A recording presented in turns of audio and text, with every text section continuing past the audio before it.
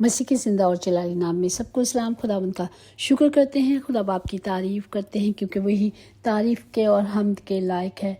जब हम अपने खुदावंद खुदा की हजूरी में आते हैं, हम उससे फरियाद करते हैं, तो मेरा और आपका खुदा हमारी दुआओं पर जो हमारे लबों से निकली होती हैं उन्हें सुनते हैं और उन पर अपना कान झुकाते और हमारी उस अर्ज़ को सुन लेते हैं। हालेलुया। और उनका फिलफौल जवाब देते हैं क्योंकि खुदावंद मोहब्बत है और वो हमसे बहुत मोहब्बत करते हैं। वो हमें अपने परों में छुपाते हैं और अपनी आँख की पुतली की तरह हमें महफूज रखते हैं। Hallelujah, hallelujah. और आजकल हम रोज़ों के आयाम मना रहे हैं और हम देखते हैं कि हम मसीही रोज़े बाबरकत हैं और इसी तरह सब कौम, पूरी पाकिस्तानी कौम मिलकर रोज़ा मना रही है।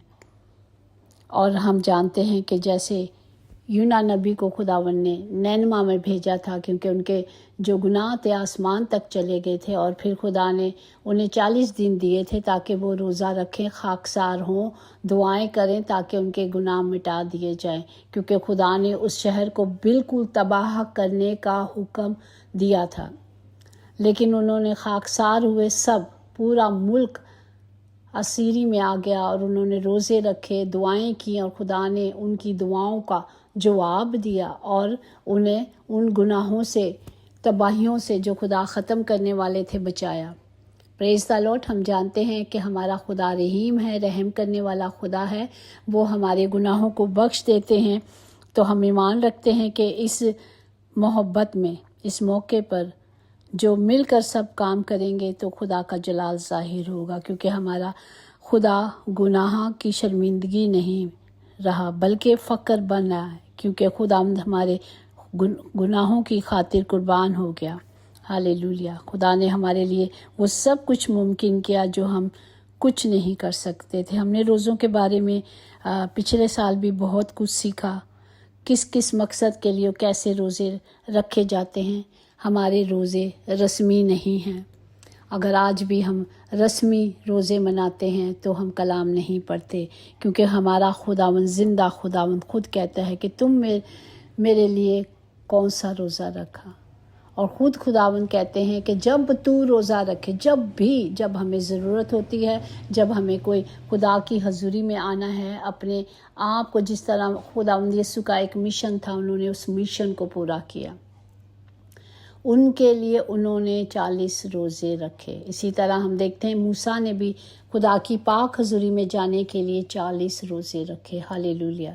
वो उनका मिशन था। एस्टर को देखें कि एस्टर ने भी अपनी कौम के लिए, रहाई के लिए, अपनी कौम को बचाने के लिए रोज़े रखे। तो हम कौन सा रोज़ा रख रहे हैं? क्या हमारे रोज़े आर्जी हैं? रोज़ों का मतलब क्या है? खुदावंद की हजूरी में वक्त लगाना। अगर हम 24 घंटों का रोज़ा रखते हैं या 18 घंटों का रोज़ा रखते हैं तो हम उसे सोकर या कामों पर या मतलब कहीं भी जाकर अपने रूटीन के मुताबिक सब कुछ करते हैं। लेकिन खुदा का मकसद क्या रोज़ा रखने का? खुदा को टाइम देना है। खुदा कहता है अपनी कोठरी में चला जाओ और एक वक्त का हम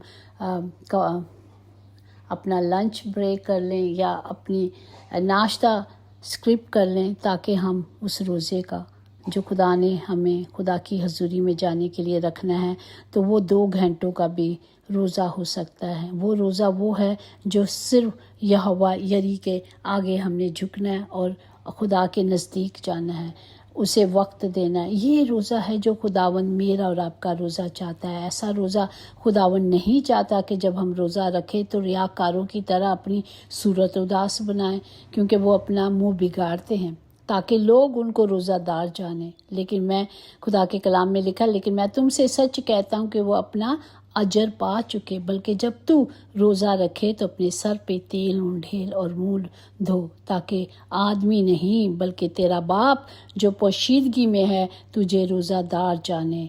इस सूरत में तेरा बाप जो पोशीदगी में देखता है तुझे बदला देगा। आमीन। ये हमने पढ़ा मत्ती की अंजील उसका 16वां बाप, उसकी 16 से 18 आयत तक यूँ लिखा है। तो हमें कैसा रोज़ा रखना है? हमें वो रोज़ा रखना है जो खुदावंद को पसंद है, जो खुदा की पाक मर्जी के मुताबिक है। देखते हैं जब वो अपाहिज یہ جو لوکا کی انجیل اور مرکز کی انجیل میں بھی لکھا ہے کہ 4 پائے پہ 4 لوگ اسے لے کے آتے ہیں خدا کی حضوری میں، اور اسے اکٹھے ہو کر ایمان سے لاتے ہیں، اور وہاں خدا کہتا ہے کہ جا تیرے گناہ معاف ہوئے، اور فرقی اور فروسی دل میں سوچتے ہیں اور خدا روح سے جانتے ہیں اور کہتے ہیں کہ یہ کہنا آسان ہے کہ تو اپنی 4 پائی اٹھا اور چل پھر، اور یہ کہنا کہ تیرے گناہ معاف ہوئے۔